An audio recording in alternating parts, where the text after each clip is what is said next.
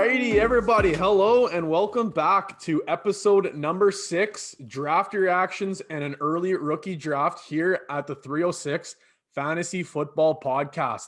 I'll tell you, the boys are pretty fired up. We finally got a little bit of football here this last weekend. Eyes were glued on the TV. Armin, I guess we'll take it to you first. Armin, what do you think? What's new and exciting? I guess we'll talk about the draft in a little bit here, but what do you figure? Wow. You know what? Firstly, got to say, May the 4th be with everyone. And also, happy Cinco de Mayo. I'm having tacos on Cinco de Mayo here with my wife, and it's going to be wonderful. And my son will get his first taste of secondhand tacos. So I don't think there's, like, if I had to draft 101 of foods, I think I might be taking tacos. There doesn't get much better than tacos. And our special guest here for part 2 of our double header episode, Zach Strong. How are you doing? How are we doing so far here, Zach? Doing well. Thanks again, you guys, for having me. Super happy here to be talking about the draft. Honestly, the draft it might be my favorite single day football event in the calendar. I was looking forward to the draft for 3 months, and then it all kind of comes down to that one day. They're not wrong as they introduce draft day when they're talking about everybody feels like they have a chance. Pat's got Mac Jones, so watch out, you guys. The Mac attack's on the way. Didn't even have to trade up for him. Just let him fall all the way down. Worked out pretty well for him. I love what he whispered in Belichick's ear there. What was it, Zach? You probably remember. Don't tell him I wanted to be here, something like that, or I wanted to be. Oh, yeah. Yeah. Don't tell anybody. Well, you just said it on national television, so I think you just told everybody. Got the hot mic. Yeah. Well, first of all, thank you everybody that partook in the in our draft day giveaway. Big congratulations to Lucas Wells who won our nice little prize there. We did a Instagram live on the giveaway, so his prize pack will be arriving shortly. So I'll also mention we've already got our hands on our next secret, I guess we'll say, our secret giveaway. They'll be coming up. I guess me and Armin kind of figure maybe we'll do one for the season kickoff, maybe, or the kickoff to draft season. But we got a nice new prize ready to give away for our next giveaway. So stay tuned for that. I guess we'll get her started here. First segment, we'll do the insiders and headliners. So couple things to take care of before we start getting into our draft reactions. The first one happened a little bit before the draft. Antonio Brown resigning with Tampa Bay for 1 year, $3.1 million. So obviously this makes the already receiving room that's already crowded a little bit more crowded, but what do we figure there, guys? It's good for them. Bad for me, bad for my Tyler Johnson shares, bad for my one Scotty Miller share. But to have Antonio Brown as your most likely your third receiver, that makes that a very special receiving room. Go ahead, you can take one of those guys out, double cover one of them, roll the safety that way, but you still have 2 Pro Bowl caliber players that you're leaving single covered. So I think it makes that offense very special. Armin? Yeah, it does. And I'm with you with the Tyler Johnson shares. Yeah, how's our Tyler Johnson trade looking now, Armin? Yeah, I just made a trade with Jordan there. Traded away Carson Wentz for Tyler Johnson. Now, this isn't a super flex league, so any of you in super flex don't get all worried there because I still got Kyler Murray and Derek Carr as my QBs, but I was hoping to get a young, good prospect, and he could still get it, but hurts the heart a little bit. But, I mean, yeah, special receiving core. Is Tampa Bay going to go 2 in a row? That's what everybody's thinking now for sure. They got all their starters back. Like, everyone thinks it's already a done deal, but I got to remind everyone that's what we thought about Kansas City last year around this time too. So, just the game's still got to be played, and there's still other great teams out there that can compete with them. I think he was the very last piece to finally put the puzzle back together of re-signing every single starter from the team. That's well impressive in itself. And I guess he wasn't even a day one starter off the hop. He came in there partway through, but man, oh man, like I think if you're a win now team, if you can pick him up on a little bit on the cheap side, I think you're gonna be doing yourself well, because people think that he's maybe the 2 or the 3 in the offense there. But what was it, episode number 3, Armin, when we did our guess who's, some of those stats that were getting read off for Antonio Brown, he still got some juice in the tank, and he was one of Tom's favorite targets there on the Tampa Bay offense. So I think he might be a little trade now target. You might be able to get him a little bit on the discount just because he's getting a little bit older there. Maybe now he's re-signed with Tampa. Next piece of news leading up to the draft was that Carolina traded Teddy Bridgewater to Denver for a 6th round pick. In this trade, the Panthers were going to eat $3 million of the contract, and Denver was going to pay the other $3 million. So a little bit lower on the picks. Everybody's like, "Oh, you got to steal, Yeah, you're still eating that $7 million portion of the contract." But overall, we obviously saw the draft happen now, so it's a little bit old news now. But was this the right move for Denver here, or what do you guys think? Well, looking at who was on the board for their first pick, I mean, maybe not. Yeah. But Teddy Bridgewater's a little underrated, I think. Like he came out as a high praised prospect, and like he can still do some damage. I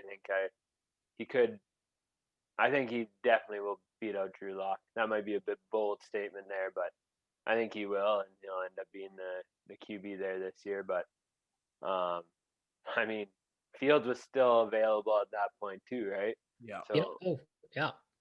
like, I don't know how you, like, for all 3 of us, we had Fields as our QB2 going into the draft. How do you pass that up when he's still on the board at that spot? I don't know that. So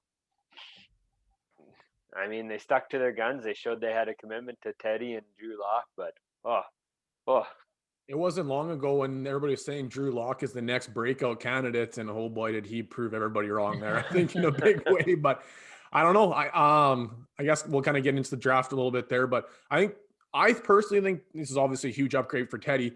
And I'll mention I was on another podcast there earlier last week. I actually dropped today on the NC Squared podcast. A quick shout out to the boys on the NC Squared podcast on the Saskatchewan sports related podcast, and they had asked me about my reactions on it, and I think Teddy Bridgewater obviously gives a bit of a tick up to all the fantasy assets there, but I did mention that I truly think that the Broncos are a quarterback away from the Super Bowl. I said in comparison, like everybody's saying, okay, the Rams, they needed a quarterback to do it, they got Matthew Stafford. So now a lot of people are thinking that the Rams are a potential favorite now to win the Super Bowl because they were just a quarterback away from doing it. They got the great defense, they got the weapons. Well, I mean, you got to look at Denver's roster.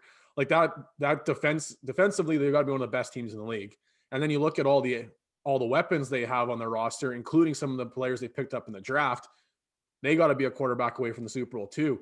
And I think this was an opportunity. I don't know if it was maybe they were a little bit shook with with trying to go after Aaron Rodgers 3 minutes before the draft started, or what happened there. But you got to think that maybe it gives them a little bit of an uptick to the weapons in that offense. Yeah. Rodgers, he woke up on Thursday morning and he chose violence. Like start the world on fire. Yeah. Like I don't know how you can possibly think putting that out there hours before the draft is a good idea if you're honestly trying to get a trade figured out. Like this isn't like you give me a 5th this year and I'll give you a 4th next year kind of trade. Yeah. It is like franchise defining, shifting the landscape of the NFL kind of trade. So yeah. So I guess that kind of leads us well into this. Was our next topic was the Aaron Rodgers saga that's just continuously evolving here. So the reports are going out that apparently Green Bay had said that they would actually go out and look for trades this offseason. That I haven't confirmed that, but that's what a lot of reports are saying online right now, that they actually had told him that we would not for sure trade you, but we would be open to it. And then the very first offer that came through and knocked on the door was San Francisco. San Francisco had apparently given a pretty good offer, and nothing concrete, but mostly in a negotiation. And it sounded like Green Bay basically told them to go fly a kite. And as soon as those reports started going, it snowballed in a hurry. And then all of a sudden, Rodgers was a lock to go to Denver, and it was a guaranteed slam dunk 2 minutes before the draft. And then all of a sudden, it snowballed to no, if you don't trade me, I'm going to retire. I'm going to be a full-time Jeopardy host. Like that's my passion. That's my calling now. And now there's statements going on about if you don't fire the GM, I quit.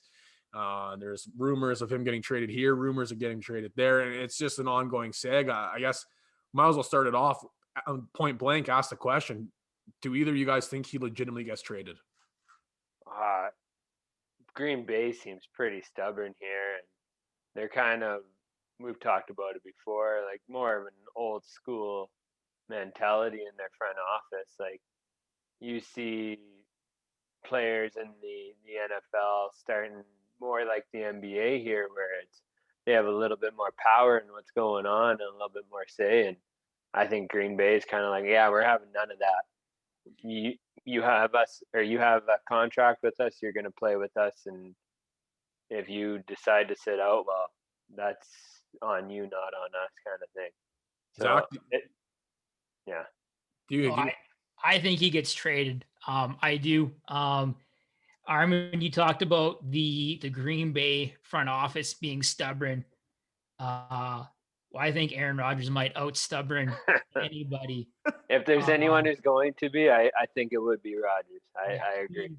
He's cut off most of his family. Doesn't talk to them. Anybody that is that petty, that stubborn, I think you can make a lot of waves. But yeah, I think you're absolutely right, Armin. NFL is headed, I think, towards the way the NBA is, where if you are a star player, you have a lot more power, a lot more control over where you go. And I think that's a great thing. Like these guys have little to no say where they go out of university. Like kids coming out of high school have more say of where they end up in university than these future pros do coming out of university. So they're the ones that puts the butts in seats. So they should have all the say in the world. Like if a coach wants to leave for a promotion, a coach wants to leave for whatever reason, players should be able to leave too, I think. So yeah, I hope that's kind of the way it goes. The problem is, are you willing to call the bluff? And you have to take it for face value when a player says, I will sit out. Well, what's going to happen? And I mean, we've seen it a couple of times with running backs now that are you willing to sit out? And it hasn't really panned out for a lot of those running backs. Like look at Lev Bell, it didn't really work out. Melvin Gordon didn't really work out. Now, quarterback, that's a totally different ball game. And I know the NFL has put new rules forward about sitting out and losing money and losing all those types of things. It's new rules to basically try and stop it. But Aaron Rodgers at this point, what is there left to win? You've won everything. So if you like when he said, I would literally rather be the host of Jeopardy, if he wants to retire and call it quits, well, then really Green Bay's sitting there. And what do they have left? A memory of him and Jordy Nelson. That's all they got. And no quarterback. I guess we'll trade up first round Jordan Love, I guess. But I don't know. You got to hope that they get something for him at least. Well, yeah. As a Vikings fan, I don't. But if he leaves or he gets traded, how bad is the NFC North going to be? Like it's going to be awful. Like awful. My Vikings should win. I hope. Well, Fields in Chicago though. my Lions are sitting there just Jim Carrey. So you're saying there's a chance. They may not win the crown this year, but I think they won the draft. Like the Lions had a great draft. Yeah, that's there's hope. There's hope. And we got a good draft class coming in next year with some good draft capital. Oh, I mean, I'll take my lumps for another year. I've done it for a couple of years. What's one more? Yeah. That leads us in well here, fellas. Might as well start hitting off the draft. So no surprises in the first two picks. Obviously, Lawrence got him up on the wall there, 101, no brainer. After that, 102, same thing, pretty much a no-brainer. We had Zach Wilson go off the board. Then after that, where a lot of people said the kind of draft took a turn, or people were kind of flip-flopping on what they anticipated to happen, and San Francisco takes Trey Lance at 103. I know, Zach, your hot take was that you're all in on the San Francisco 49er quarterback, whoever it is. So maybe you want to take a swing at this one first. Yeah, I think Trey Lance is in a great spot. It's a very interesting spot, I think. Trey Lance played one game last year, so he hasn't really played much since 2019 season. But now enters San Francisco. Who's there with you? Jimmy G. What they do with Jimmy G is going to be really interesting. I think you can. I think the right thing to do would be let him sit behind Jimmy G. I think you're a win now team, but then that's 2 years of not playing football. So I can understand both sides of the argument. Yeah. Letting Trey Lance play, get his feet wet, but also letting him sit and develop. I think both sides of the argument are fair. They both make sense to me. So I'll be very interested to see what happens. And then talking about calling a bluff, I think the NFL called the 49ers bluff if the Niners wanted to get rid of Jimmy G. And now, like, no team's going to give them a first, like, really. No. So I think a lot of people are him and Han. Obviously, Mac Jones was the name going around there, and Mac Jones ends up in New England. So as a Patriots guy, I know we talked about a little bit there, Mac Jones and we trust as the new taken on model for the Patriots. Yeah. But the other name that was thrown around was potentially that Justin Fields. They were throwing out smoke bombs that there's between these two other guys, and all of a sudden they were sneaking and take Justin Fields. But Fields ended up getting dropped all the way down to 11. Where Chicago trades up and takes him at pick 11. Armin, what do you figure about that? I know you had him as your second quarterback to watch for there.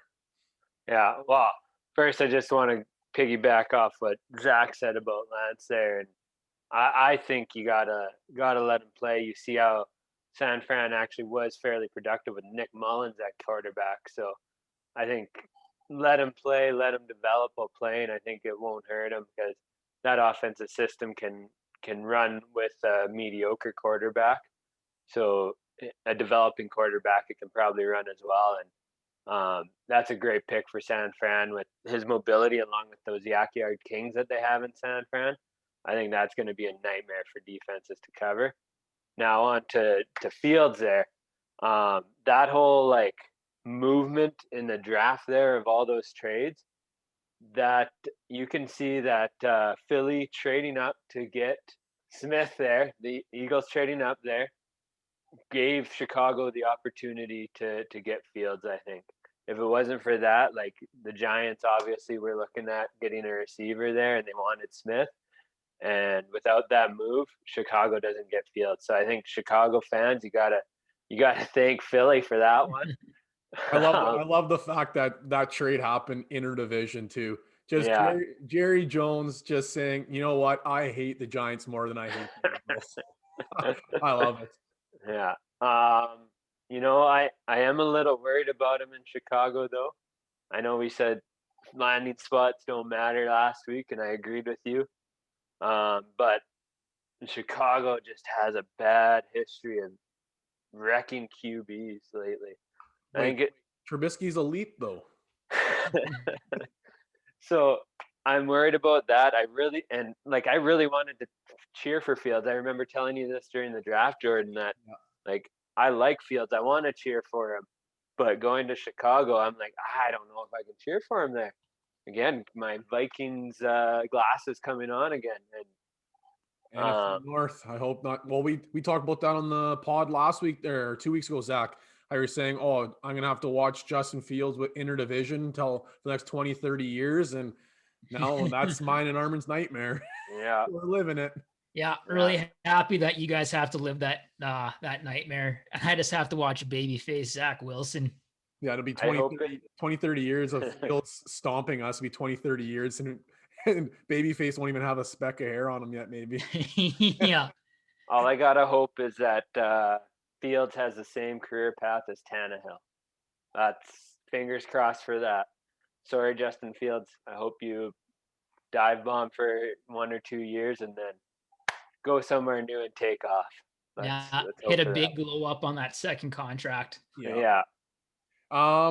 What else? Oh, so okay, I'm taking this one here as a Detroit Lions fan. I gotta be pretty excited about this one. I mean, everybody's saying, "Hey, Chicago steal of the draft, Chicago steal of the draft." I think it's kind of underrated because it was so early. Like the steal of the draft, you gotta kind of have a guy slide, and really a 2-pick slide, I don't think is much. But when there was rumors that the Jets might actually take Penny Sewell at the 102 and ride out Darno, this is obviously pre-Darno trade, that and he ends up coming down to the Lions here at the 107. Yeah, you're gonna love it. You're gonna react just the way the Lions draft room reacted when grown men are chest bumping each other and going bananas. Like you're gonna love it. So when people say that the steal of the draft is Fields, I guess a quarterback sliding to 11, that is a pretty big steal. But when you have probably one of the highest touted offensive linemen in I don't even know how long, and you get him to slide all the way to pick 7 because Cincinnati has a bit of a brain cramp and they're playing fantasy football instead of NFL football. I'm gonna love every second of it as a Lions fan. Just that, like you mentioned, that the building blocks, build it from the ground up, foundational pieces. You don't ever tell anybody to come over and say, "Hey, look at my brand new shingles," like, or look at my brand new like concrete pad in my front yard, because those aren't the exciting things. You want to show people the new kitchen, the new countertops, but you can't just throw brand new countertops on a pile of garbage. So build a foundation, and my Lions are coming in hot. I love it. So anyways, like I mentioned it, Jamar Chase ended up going to the Bengals. Okay, Bengals, they go receiver, they play fantasy football instead of protecting Joe Burrow. He's got one torn ACL and might as well tear the other one, I guess, if you can't protect him.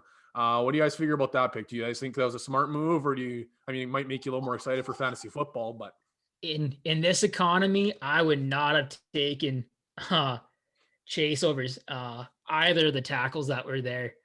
yeah, Sewell I sliding. think that's just risky business. That's asking for bad things to happen. Like I get it. They were fantastic 2 years ago at LSU. Lights out. But to think that the O line that you had last year is going to be good enough this year, I just think that's maybe gambling on Joe Burrow's future a little bit. Yeah, the definition of insanity is repeating the same task and expecting a different result. Like you watched your franchise 101 quarterback completely blow his knee, like torn every possible piece of fabric you have in your knee, and now you're like, all right, let's draft this franchise receiver instead. And Yeah. well, is Chase going to sit in the box and block for you? Well, no. So I mean, like you mentioned, you're really putting your 101 franchise in jeopardy by not protecting him. So I mean, that was a big chatter in the draft world. Obviously, Twitter was a buzz. The draft network was a buzz. Going receiving weapons over protection. I mean, Armin. Now, well, we talked about this during draft day a little bit. We thought it was a little bit odd, but now with him going to a pretty premier landing spot and making that connection again, what do you think there? Is he still the clear cut one for receivers, you think? Yeah, I think so. Smith you might have an argument for him, but with where his landing spot was in Philly, but I think Chase is an alpha who's going to come into a team and be the alpha, right? He'll beat out T. Higgins and Tyler Boyd for targets easy, especially with having that connection with Joe Burrow already. The question is, will Joe Burrow have the time to throw him the ball? Yeah. But I mean, with that speed, maybe all Joey needs is 1 second to get him the ball. Once that drop, it's out. Here's a question for you guys. I was asked this on the podcast there on the NC Squared podcast. They asked me this question, and it actually kind of made me stop and think for a little bit. Now with these 3 new connections, college connections, Tua to Waddle, Hurts to Smith, and Burrow to Chase. Okay, all 3 were premier targets for the quarterbacks while they played college: Alabama, and LSU. Which of the 3 do you think that solid connection is going to continue and carry over more, and maybe are going to have a more of a I would say, rookie breakout season because of having that solid connection with their quarterback already. I'm going to say Chase. I think he's the one who probably had more of a connection with his guy. Hurts was behind Tua in Alabama before Tua got hurt, and then Mac Jones was Smith's guy. They both Waddle and Smith went on record, and so that goes back to Tua and Waddle as well, right? That they said that Mac Jones was their guy. So obviously they built better connections with Mac Jones than the two other quarterbacks there at Bama, whereas Chase clearly had a connection with Joey. So I think there's more of a connection already built there with those two that you can continue to see probably going forward in the future here, especially year one. I couldn't agree more. Thursday morning, the report was that Burrow sent Chase a text saying pack your bags, we're coming to get you. So like it sounds like they're buddies. It sounds like they have a great connection. So If just only that Aaron alone, Rodgers had that. yeah, just that alone, it's gonna be my pick. And then building off what you said there, Armand, I also agree. Like Waddle and Tua, like sure they're teammates, but it's out there. It's in the media that Waddle stated that he prefers Jones better than Tua. Hopefully Tua doesn't take that too personally.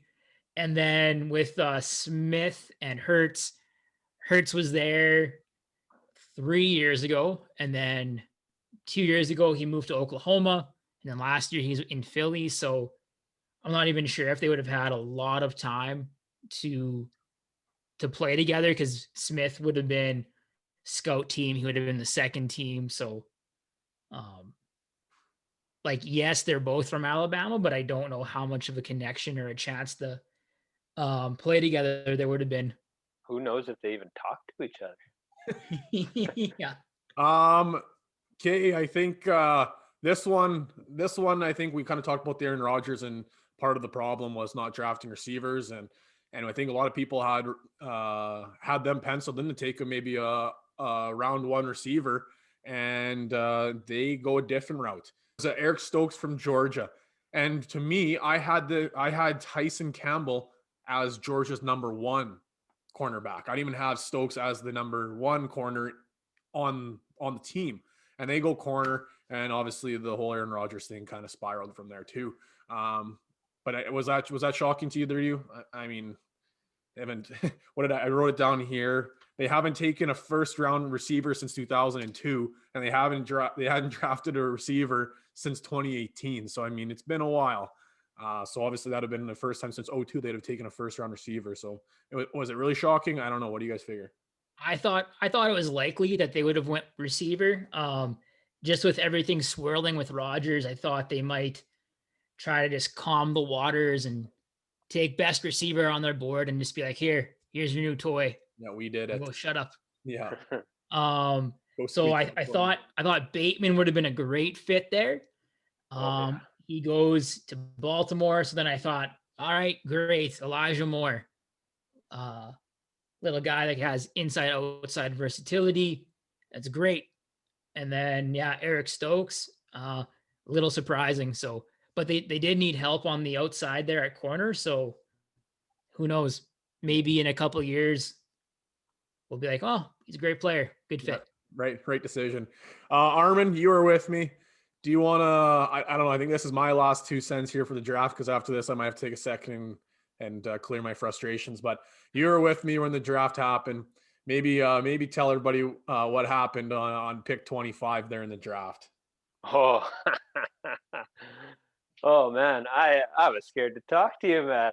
Etienne got picked there. Okie Dinah. From what we were talking before we started recording here, like I didn't know that little tidbit of information that Jacksonville was eyeing up Tony there to pick him, and then he got picked, and sounds like it was kind of a panic pick to pick Etienne, but I mean that's rough for Robinson. And like, it's not like Robertson's a bad back. Like, I've watched his film. He looks good. Like, he's not home run hitter, but he's solid. He gets yards. He catches the ball well. He protects well. Like, he's a good workhorse back. And then they pick up Etienne. And it's like, what? To fill everybody in here, between our last episode where we did keep, trade, cut, and I said I had trade, get shares of, I ended up trading for James Robinson, and I got a bit of James Robinson stock, and then that stock turned into literally nothing. So James Robinson owner, and not pumped about it one bit. I mean, like, maybe he wins out the job. So now here's a serious question I need to ask myself. In the draft, I have the pick 102, 105, 108. Now, do I have to reach and take him as a handcuff, or do I just wipe him off my board and hope that just James Robinson's the guy and he's going to win the job? It's not a great position. I'll be real honest. What you should do is you should trade me that 105. Oh yeah, for 103. I'll do it straight up. Anything else to take away from the draft, you guys?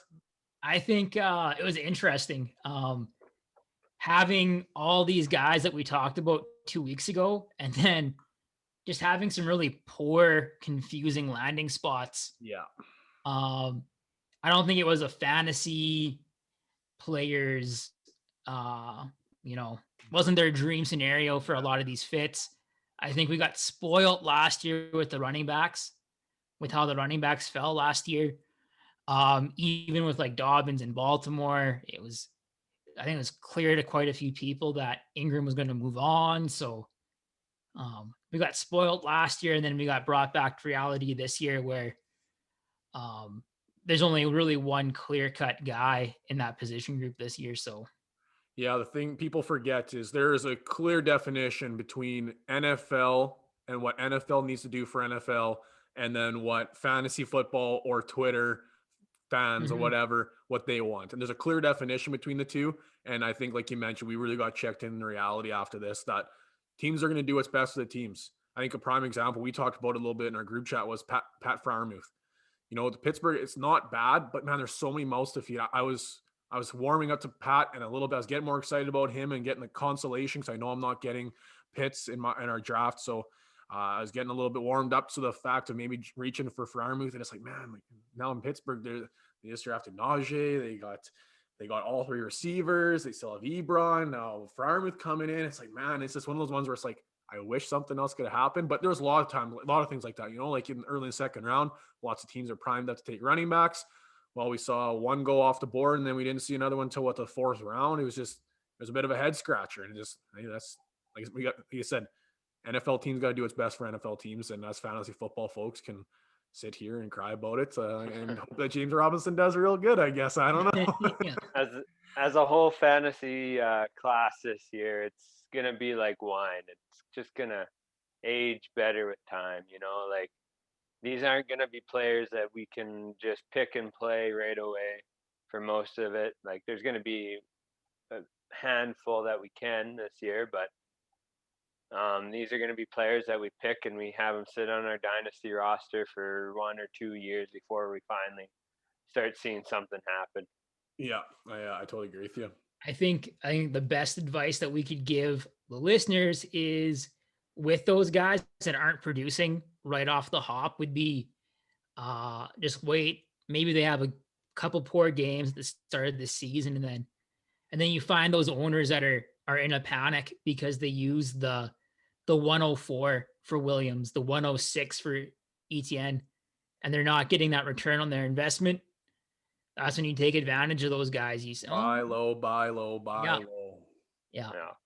Yeah, that's pretty good. I think. Well, I shouldn't say think. I know that either myself or Armin is going to get Javonte Williams, and that's I think he's going to be a prime candidate to be. He's going to be RBC this whole season, I think, and then Melvin's going to move on, and then he is going to absolutely glow up the year following, I think. So whoever gets Williams in our draft will have to block my number.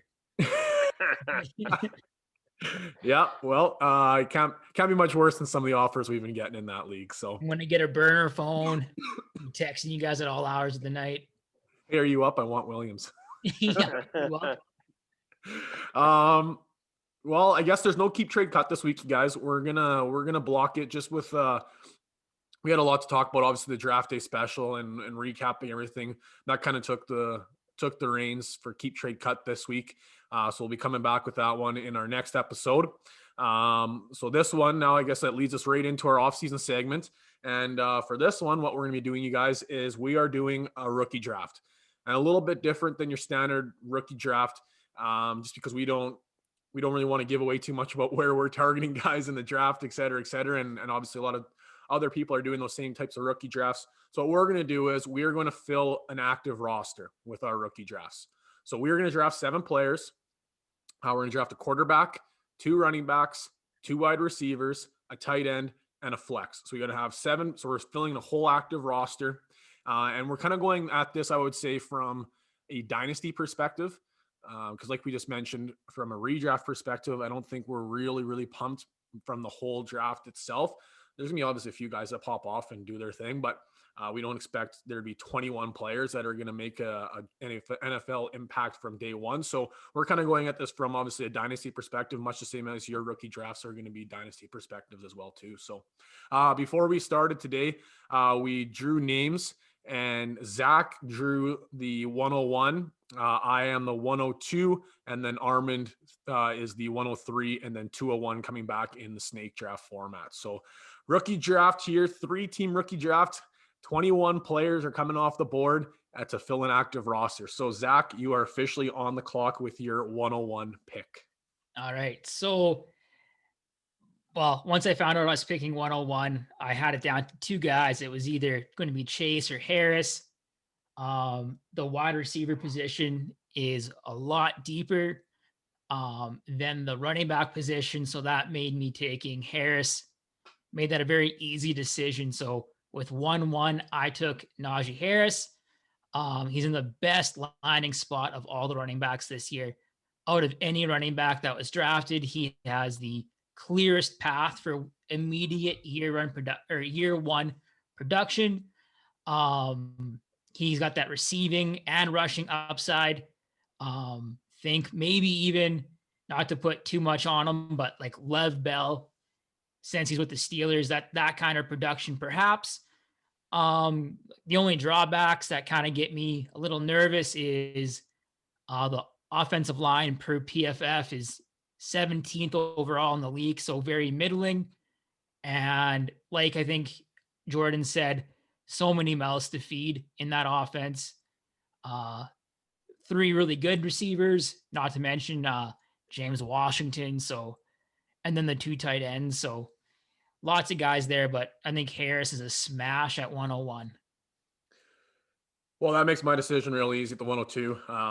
Much the same as my dynasty draft. I'm sitting at 102, so it's just whoever falls to me, and I'm comfortable taking whoever. It was either me Harris or it was going to be Chase, and obviously Zach taking Harris made my decision real easy. I am going to take at the 102 position. I'm going to take Jamar Chase. He's on my rankings. He's the number 1. I do have Devonta Smith quite high, but I think 102 is a little bit rich for him because there is other players I like off the draft board a little bit higher than Smith. But this pick was fairly straightforward. I'm going to take Jamar Chase, the monster. Jamar Chase, Cincinnati, LSU connection. All right, that leaves me at the 3rd overall pick here, and looking at this draft board here, there's 3 number 1s for tight end, running back, and wide receiver. The number 1 for running back and wide receiver are both gone. So I think I got to take the number 1 at tight end and Kyle Pitts coming out of Florida to Atlanta. I mean, it's a generational. He's touted as a generational talent, and if there's one available, I think you got to take him. Right? You got to take him. And we've talked in the past about how tight end is overlooked a little bit in fantasy. If you can get a stud tight end in fantasy, you are just, it makes everything a whole lot easier. It's hard to fill that spot. There's only a few elite tight ends in the league. So if Kyle Pitts is generational, he should at minimum be in that top tier of tight ends in the league in his career. At most, he should be the number one tight end for years.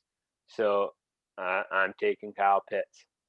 And now at the turn at the 201 here in this mock draft, I think I'm going to go running back here. Like Zach said earlier, there's a lot of talent at wide receiver that you can choose from. The top end wide receivers already gone. So I'm going running back with Javonte Williams. And I know Kerry's going to be crushed here. But I mean, Najee, best landing spot, but year one, Kerry already talked about it.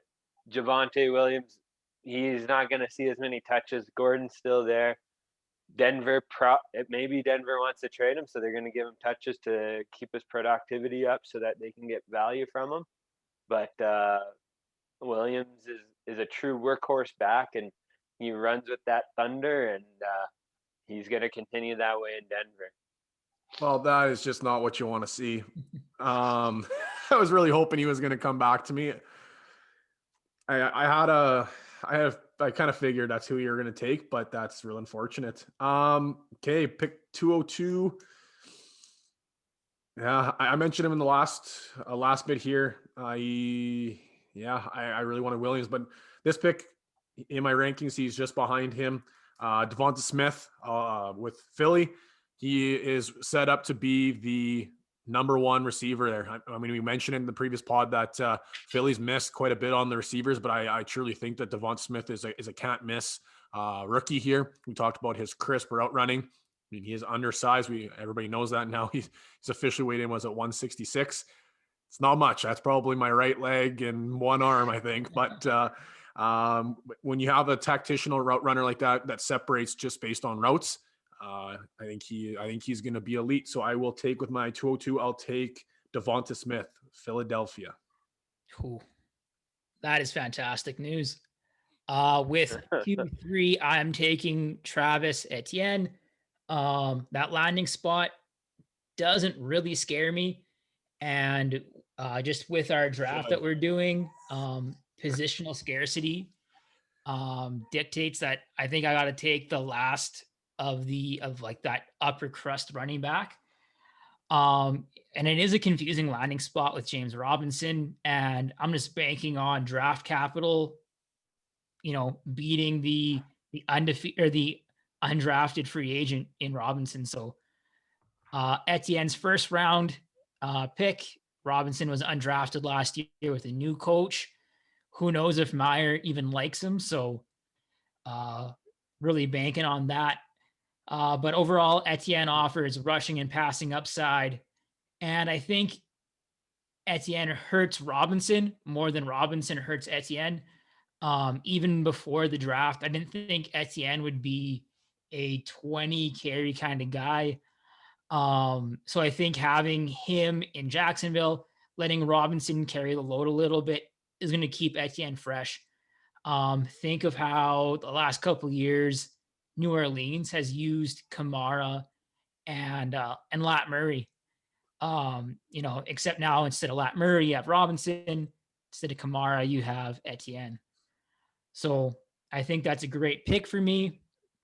And then to carry on with my theme of positional scarcity, at the 3-1, I am taking Michael Carter from the New York Jets.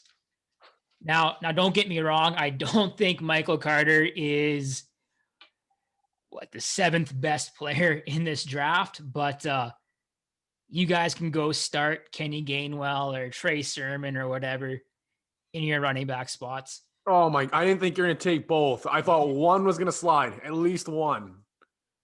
Michael Carter, he's in a pretty good spot. Day 3 draft capital, so it's not what you want to see. It's not what a lot of people expected, but I think he's in a really good spot for him. Really looking at that depth chart, there's nobody of note ahead of him. There's guys like Ty Johnson, Telvin Coleman, the young guy from last year out of Florida, Michael P. Ryan. So There's I love really all those nobody guys. What that are you talking about? there's nobody that's really scaring me off of taking Michael Carter from New York there. Just one note though, he's pretty small, so I think that's going to kind of keep him a lot like Etienne away from being that workhorse back. But he has pass catcher upside, and he's in a perfect scheme that's going to match his talents with that outside zone that I'm assuming Salah brought over from the 49ers. So super stoked. Got both my running backs, got my flex filled. So, and I think the wide receiver position is still really deep. I'll be happy with any of the next like 5 guys to pick from. So you guys can go ahead and battle for that whatever's left on the bone at running back. Yeah. Did not see that one coming, to be honest. I kind of figured you were going to go running back receiver, not fill that flex spot off the hop. So that's not necessarily what I wanted. I played the game and it didn't pan out. So 302, I'm going to take, let's go Rashad Bateman, Baltimore. I think a lot of people are really scared about the Baltimore offense because quote unquote Lamar Jackson cannot throw the football. Well, Lamar Jackson really hasn't had anybody to throw the football to. So I think he has an opportunity to step in and be that one and be the hyper targeted guy. Like was in Lamar Jackson still threw, was it 30 touchdowns? What was your thing from that third episode there, Armand? From I think it was 39. But yeah, people underestimate Lamar Jackson's passing ability by far. Somebody needs to be the receiver for him. And somebody's going to be hyper targeted. We saw that they keyed on the tight end position a little bit because the tight end position became the hyper targeted favorite of Lamar Jackson. So I think Rashad Bateman was a guy I was really high on. If I have my rankings here, I think he was my number 3 or my number 4 actually. So I'm quite high on Bateman, and the draft spot, I mean, it's not my favorite landing spot, but it doesn't scare me off too much of the talent. So I'm going to take Rashad Bateman for Minnesota, Baltimore at pick 302. Nice. You know, it doesn't change this pick, but that changes my next pick. So my pick here at the 303 is Jalen Waddle in Miami. He's been comped to Tyreek Hill, and you gotta love Tyreek Hill, especially in fantasy. Big home run hitting ability, right? And even pre-draft, I was super high on him. I think even after landing spots here, I'd still put Chase number 1 in my receiving rankings. But then that tier 1 would be Waddle and Bateman pretty close in the 1, 2, and 1, 3 for wide receivers, and Smith at 1, 4. So to get Waddle, my potentially second favorite receiver, as the 4th receiver off the board, I'm pretty happy with. So he's the end of the tier. Got to take receiver here, and I like Waddle here. Now I wanted to take Bateman, so now I'm kind of reeling here, and I'm gonna go back to it's staring me at the face, but it might be a bit of a reach, and I might regret it later on. But my last 3 picks that I want to make here, I think they're gonna slide a little bit.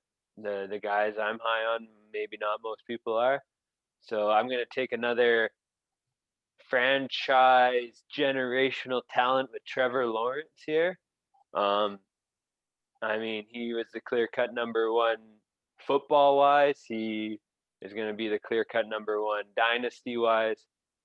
Trevor Lawrence is going to be my 401 pick here.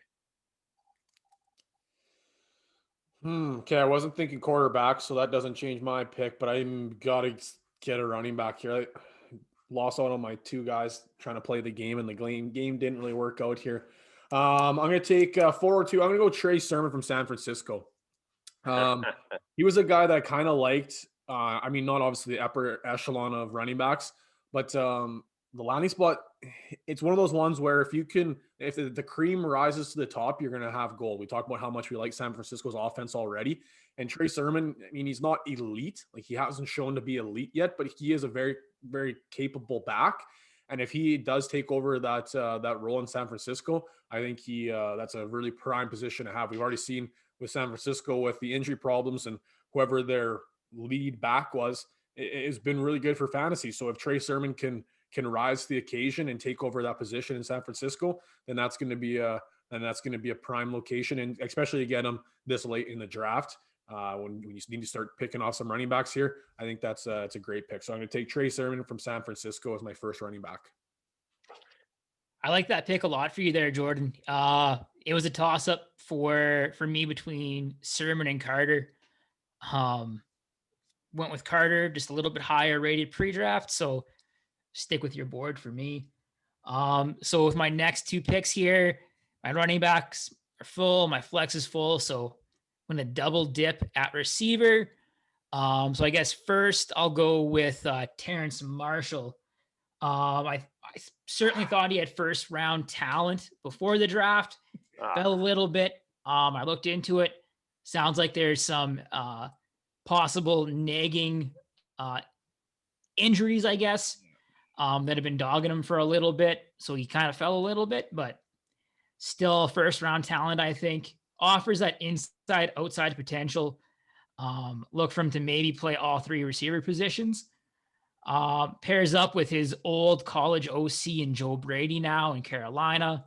And with Curtis Samuel moving on, that vacates just south of 100 targets. So I'm not saying Marshall will soak up 100 targets, but don't be surprised if he gets some looks.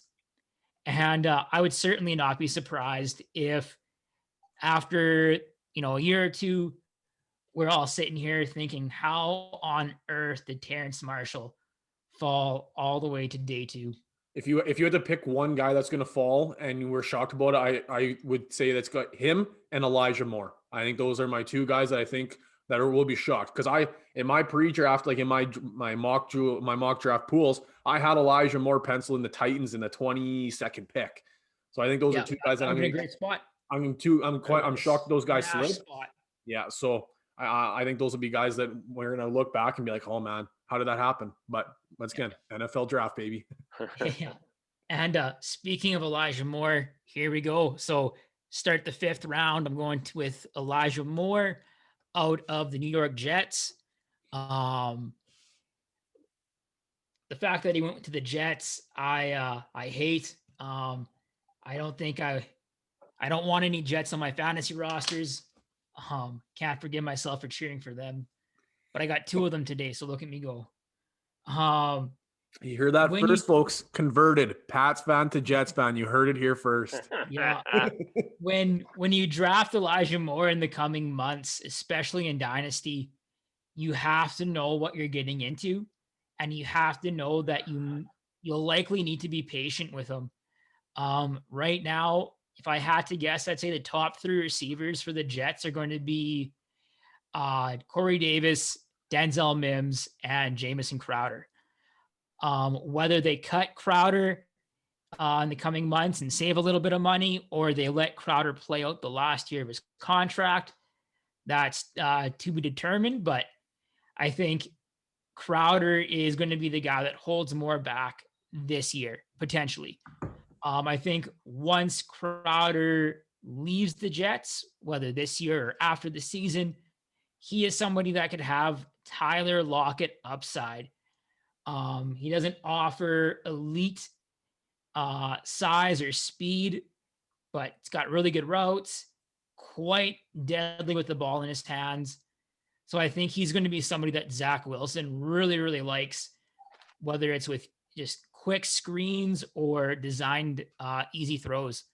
So just like Jordan said, Terrence Marshall, Elijah Moore could be 2 guys that we look back on as 2nd round steals from the NFL draft. Yeah, quite possible. I like that pick a lot there, Zach. I mean, I was bringing him up a little bit, kind of maybe Stuart Armand might bringing up his name there, but my receiver position and flex is full, so it didn't bother me none. All right, here. What am I on? Pick 502. I'm gonna play the game and hope my guy gets back to me. I'm gonna take. I'm gonna fill my running back position after this. After this individual, I think it drops in my mind quite a bit. So I don't want to be left here really, really crying over my already not fantastic running back crew. But I'm gonna take Kenneth Gainwell from Philadelphia. I think we talked about him enough on the previous pod there, but his upside obviously is catching the ball. He's the number one catching running back at the draft. He slid and slid and slid, and it was almost like it was the question, when is Kenneth Gainwell finally going to get drafted? We And were texting each other the whole draft. Yeah, and Philadelphia finally pulled the pin and took him. I'm still on the fence whether I really like that or I don't. I mean, they already have pretty talented running backs in there with Boston Scott and with Miles Sanders. I mean, Miles Sanders is obviously the one. He's going to carry the workload. Boston Scott has already come in and shown that he can catch the ball. He can play that specialized role. And obviously picking up Jordan Howard, I honestly don't know if Jordan Howard makes the active roster. I doubt it. So now getting Kenneth Gainwell, well, is he going to replace Boston Scott and be the third down role? Is he maybe going to chew into Miles Sanders a little bit? I mean, the low draft capital says it's not a high investment, so maybe he's only going to be like a returning specialist.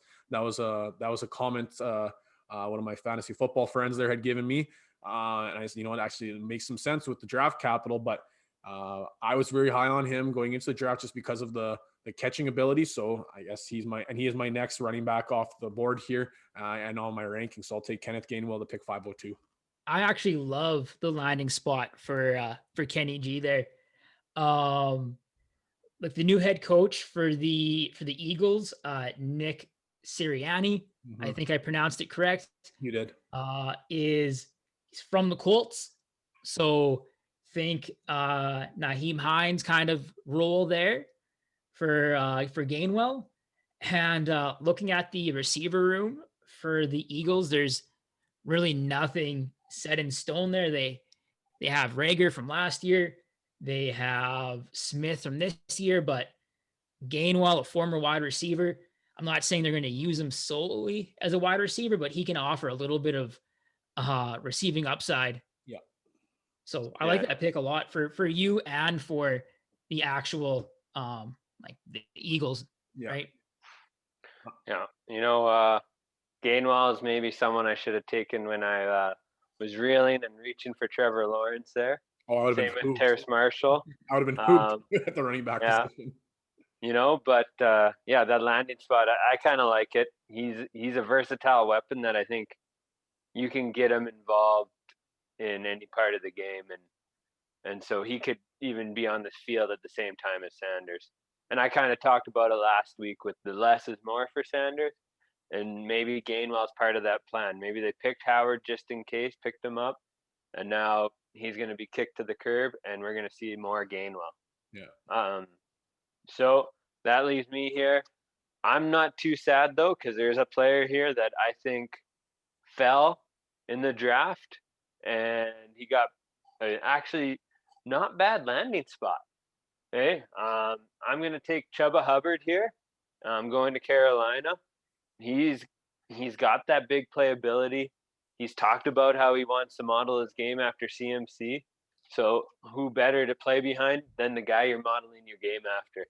So I think it's not a bad landing spot for him actually, and I'll talk about it a bit more in my hot take. A little preview for you there, a little letting the spoilers go a bit. But I don't mind it there. Carolina's got a good knack of getting running backs working, and Chuba's, in my mind, he was one of the top 5 running backs going into the draft. So I'm happy to get him here. And 601. Well, this is, I guess, your second last pick here. Yeah. So here in this one is where I wanted to get Terrace Marshall, actually. Little sad he went, but I did have another receiver in mind. I'm taking Kadarius Toney, going to the New York Giants. Galladay's there now, but Toney could end up being the wide receiver too. Sterling Shepard, he's reliable and whatnot, but nothing special. And Kadarius Toney, a lot of people have talked about him being just a bigger version of Waddle that might be not quite as fast. And Waddle is compared to Hill. I mean, I'm really weaving quite a complicated web here, but I like it. I was kind of high on Toney too, so going in here, I think he was in my top 5 pre-draft, or no, maybe top 6 actually. I like him a lot actually, so I'm happy with that. Armin's sitting there counting cards and just trying to piece all the webs. All right. So I have 2 positions left. I need to fill either my tight end position or my quarterback position. And honestly, I am very happy with who will fall to me at quarterback, whoever Zach has to take there. So I'm happy with either one of them. So I'll take my transitioning piece, like I mentioned. I'll take Pat Freiermuth from Pittsburgh. I had him as my 3 and Brevin as my 2, strictly just off of athleticism from Brevin. I mean, but then his pro day, he didn't really show up that much. He kind of struggled in the pro day, and then he dropped. What do you see, like the tight end 7 off the board or tight end 6 off the board? It wasn't good. He dropped. So obviously, that kind of maybe tells what the NFL thinks about Brevin Jordan. We could be wrong. That's we got some of the tight ends that have popped off that have been 5th, 6th round picks in the past. I mean, who knows? But Pat Freiermuth from Pittsburgh, big body, big targets in the red zone. He's going to be competing for targets, but I do like the upside of Freiermuth there. Awesome. Well, just like Jordan, I'm left with a quarterback and a tight end. Got back-to-back picks here, so it doesn't matter. Let's go with Brevin Jordan for tight end out of Houston. The ball's got to go somewhere in Houston. It might go to Brevin Jordan. Who the heck knows? Rumor has it is that Watson is like officially, like, lots of people think that he's done in Houston, whether or not it's a suspension or a release. But whoever's throwing the ball in Houston, maybe Brevin Jordan is the guy. Who knows? And then for quarterback, let's go with Trey Lance. This is more landing spot than anything. I think Trey Lance fits that Shanahan San Fran scheme to a T. I think it's a match made in heaven.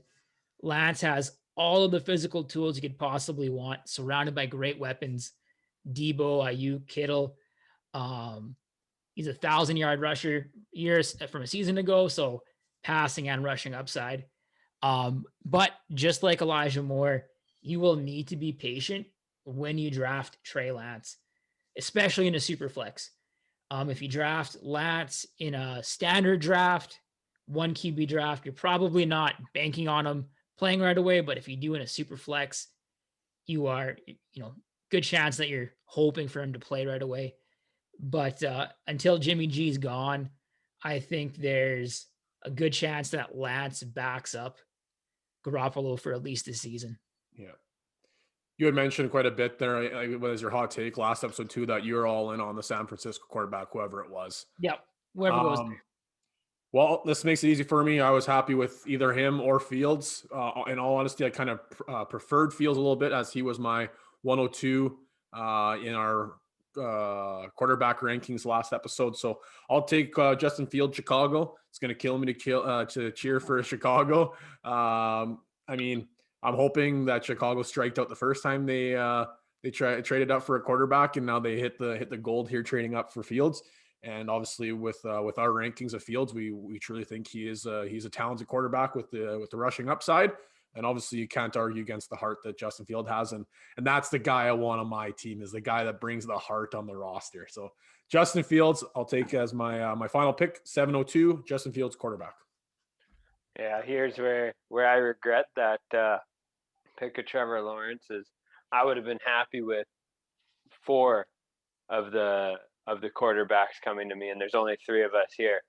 I mean, if you're in an actual league, I mean, you can reach for Trevor Lawrence a bit, because you might not get him at the turn when QB start going off the board, or you might not get a QB when QB start going off the board. But if you're in that range of being able to be in the run, if a run starts, you can wait. You can definitely wait, I think, with this QB class, eh? So with my last pick and the last pick of our little mock draft here, I'm going to go with a guy that all three of us, I think, had in our top 10. I think, though, the fantasy community was sleeping on him a little bit. He was being slept on a little bit in the CBS and all the experts pre-draft rankings. But he ended up getting good draft capital, and that's important.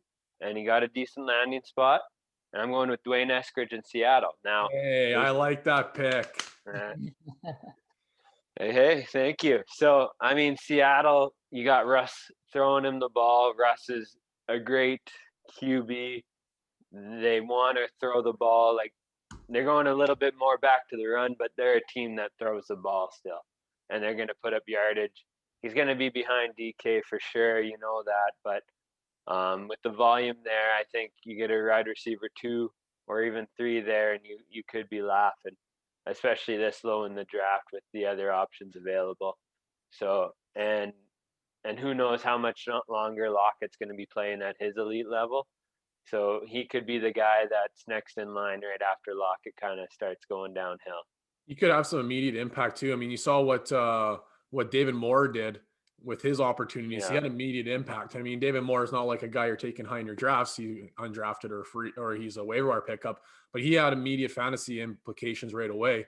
So, I mean, that'd be a guy that might have to wait a little bit to pop off as maybe a highly touted dynasty asset, but he could have some fantasy relevance this season too, for sure. Yeah. Definitely worth the flex. Yeah, absolutely. So rounding off our teams here, Zach is 101. You want to read off your roster? Sure thing. Quarterback, I have Trey Lance. My running backs are Najee Harris and Travis Etienne. Wide receiver, Elijah Moore and Terrence Marshall. Tight end, the one and only Brevin Jordan. And my flex is Michael Carter. As the 102 position, my team rounds out as Justin Fields as my quarterback. My running backs are Trey Sermon and Kenneth Gainwell. My wide receivers are Jamar Chase and Devonta Smith. My tight end is Pat Freiermuth. And as my flex position, I have Rashad Bateman. All right. Drafting from the third slot and the end of the snake draft, which actually is a spot I don't mind having because you get 2 top-tier guys right off the bat. So at my quarterback, I have Trevor Lawrence, the generational talent. I have at running back, Javonte Williams and Chuba Hubbard. At wide receiver, I have Jalen Waddle and Kadarius Toney, 2 Hill-like receivers. At tight end, I got the creme de la creme of tight ends, Kyle Pitts. And at my flex, I got the sneaker sleeper pick of Dwayne Eskridge. I'm pretty happy with this team. Right on. Maybe I'll put up a little image or something like that on Instagram, and we'll see. We'll put it up for a little bit of a vote and see what people think. We'll see. We'll try and get it going a little bit. Wrapping everything up here, you guys, with this episode, we have our ice cold hot takes, and same as usual, special guest gets to swing it off. So, Zach, give us your hot take of this episode. All righty. Well, this is going to go counter to my draft strategy where I just took 3 running backs. But my hot take for today is that none of the running backs drafted this weekend will average more than 63 yards per game this season. 63 yards, maybe, like, why did you pick 63 yards? Well, in a 16 game schedule, you need 63 yards to average 1,000 yards in the season. And that is the standard benchmark for an above average running back. This year, going to the 17 game regular season, 1,000 yards is going to be just that, a little bit easier to get. So I didn't want to say 1,000 yards, but none of the running backs will average more than 63 yards a game. Looking at the running backs drafted last year, Taylor had just over 1,100 yards rushing. Robinson just over 1,000 yards rushing. Players like Swift, Dobbins, Akers, and Gibson all at least 200 yards below 1,000 yards. So it's not a shoe-in. It's not a guarantee that even these like elite high-end running backs are going to get 1,000 yards their rookie season. The only guy that I'm really, really scared of making me look like a fool would be Najee Harris. So I kind of looked into it a little bit today. So Najee's replacing James Conner.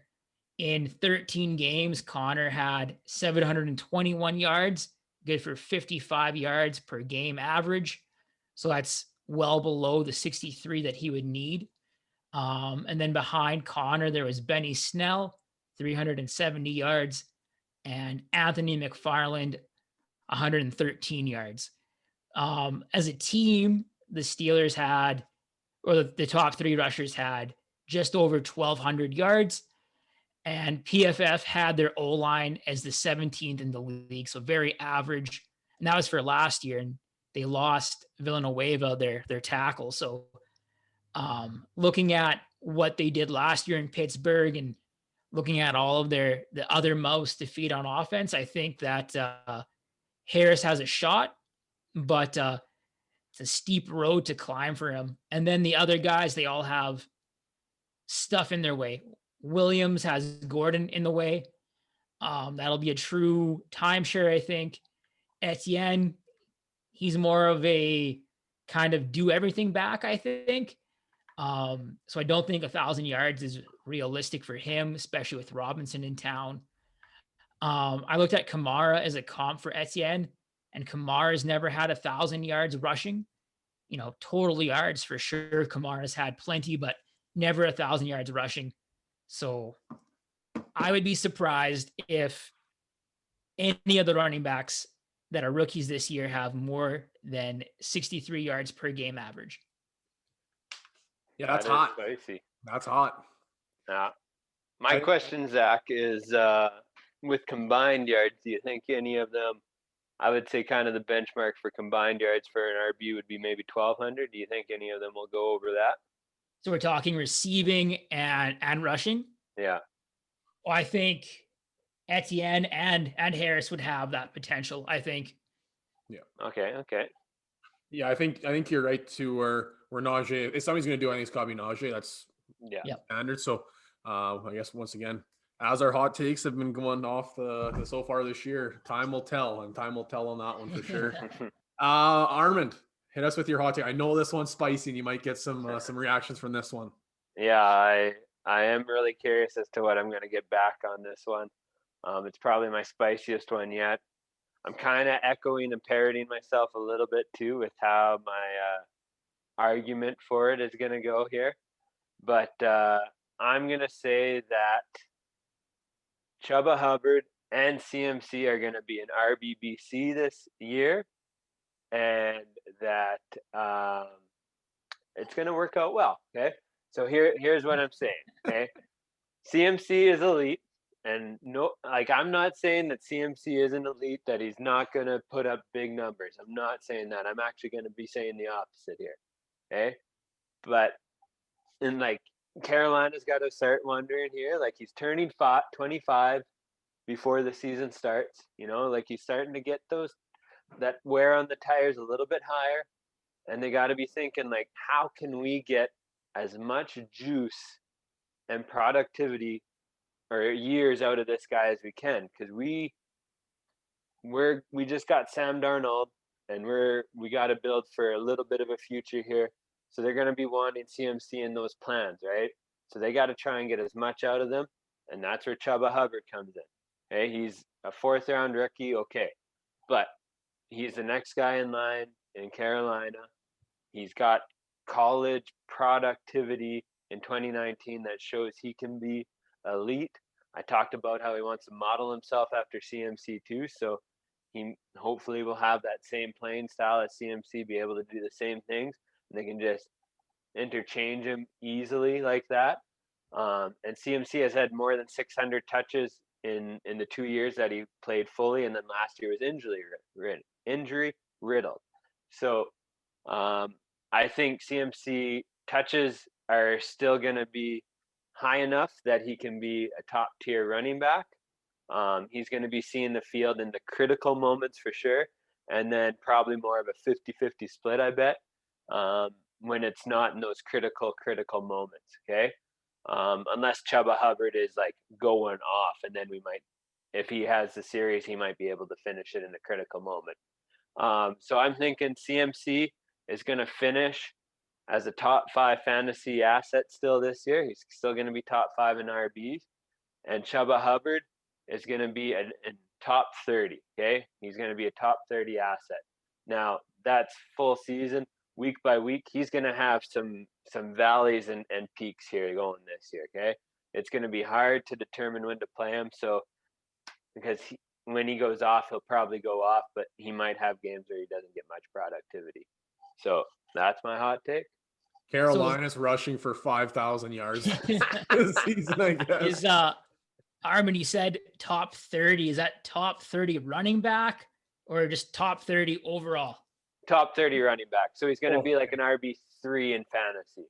Okay? Like kind of like those guys that you kind of look at and you're like, oh, should I pick him up? Should I not? You know, should I have him on my roster, or should I play him, or should I not? You know, it's going to be a tough call to play him each week. But yeah, I think the only way that happens is if CMC gets hurt, but has put up CMC numbers in the past, where he still finishes a top 5 when he misses 3 games. You know, like oh man, that's a spicy take. It's a real I think they got to start bringing his touches down a little bit. But you know, you bring his touches down a little bit, less is more again.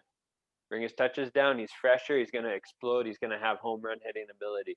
Same with Chubbard. He has home run hitting ability. So, and that offense, it runs through CMC, and I don't see that changing too much either. You had a comment there, Zach? Yeah, one of my favorite things about the draft is in the days that follow, all of the neat little stories about trade conversations or phone calls from coaches to players that come out on Twitter. And the Chuba Hubbard pick, the story is right now that Matt Rule's wife phoned him and was like, what the heck is this guy doing? Not drafted. What is he doing on the board? You should draft That is your next pick. Yeah. That's an unreal story. She reminded him of how badly Chuba ran over Baylor when he was the coach there. Yeah, he ran all over you. You should draft him, and then phones the pick, and unreal. Yeah. My hot take. This one's gonna be a little bit short, a little sweet. Of the 2 UNC running backs drafted this season, Michael Carter is gonna put up better fantasy points in 2021 than his counterpart Javonte Williams. Ooh, now, spicy. don't hear what I'm not saying. I'm drafting Javonte Williams higher than Michael Carter. Okay, just Javonte Williams in his committee. He has the opportunity to pop off, but you're gonna have to battle for it a little bit, and I think it's unlikely.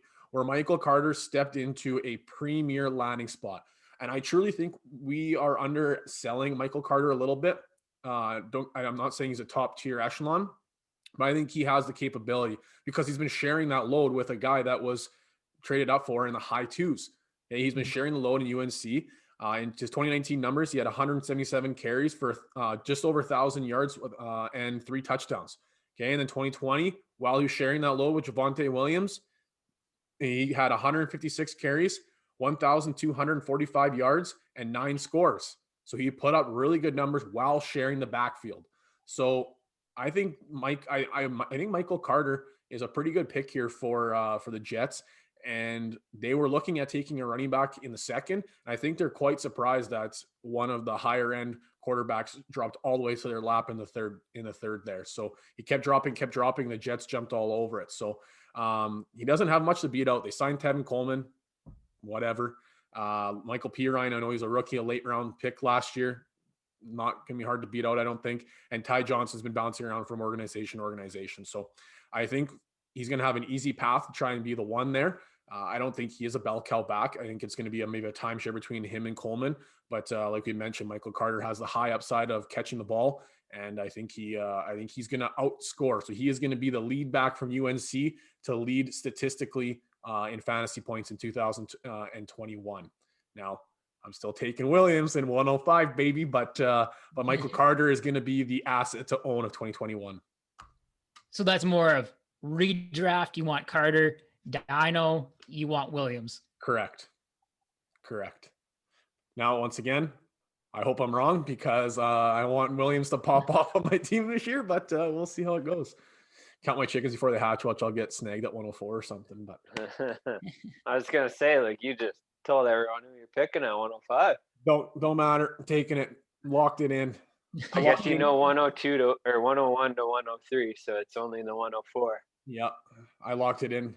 Now. So if it goes, then I don't know. I'll be more mad than James Robinson losing his stock in pick 25. So. Any final comments here, fellas? We forgot to mention this at the beginning, but teachers in Saskatchewan just became eligible to get vaccines, and all three of us got our first dose of the good old vaccine in our arm this last weekend, and I'm pretty excited about it. Yeah, big thanks to Sask Health and all the first line workers that are able to make that possible for all of us. So big thanks to the frontline workers in Sask Health, and obviously a big thanks to Zach Strong here coming on for the two-parter with us. Obviously, we're trying to set the nails in there, set the talons in to bring them on in and rope them in to be a full contender on this podcast. But we enjoyed having you for the 2 episodes. Obviously, bringing in some insight from Patriot Talk all the way down to draft analysis. So we really appreciate you being on the podcast here for these last couple episodes. Well, thank you guys so much. I'm like that puppy that the kid brings home, the dad kicks out, I come back. Look what we found. Yeah, I have a great time. Both last time and this time was a blast. So anytime you guys want to have me, be happy to sit in here and make some bizarro cool takes with you. Absolutely. Well, I guess that'll do it for today. Stay tuned for our next episode. I'm going to start maybe talking about the gauntlet here in our fantasy league. I've been going after the gauntlet, nine trades. I'm down at 8 out of 9. So I need 1 more to go. So maybe that'll drop on the next episode. So that'll do it for episode number 6 here. Thanks again to Zach Strong for taking part of this. Jordan Carrier, Armin Schellberg here, your host of 306 Fantasy Football. Thanks to all the listeners, and follow us on social media, 306 FFB, and watch us on YouTube and all podcast platforms. That'll do it for this week, everybody. Take care and talk to you soon.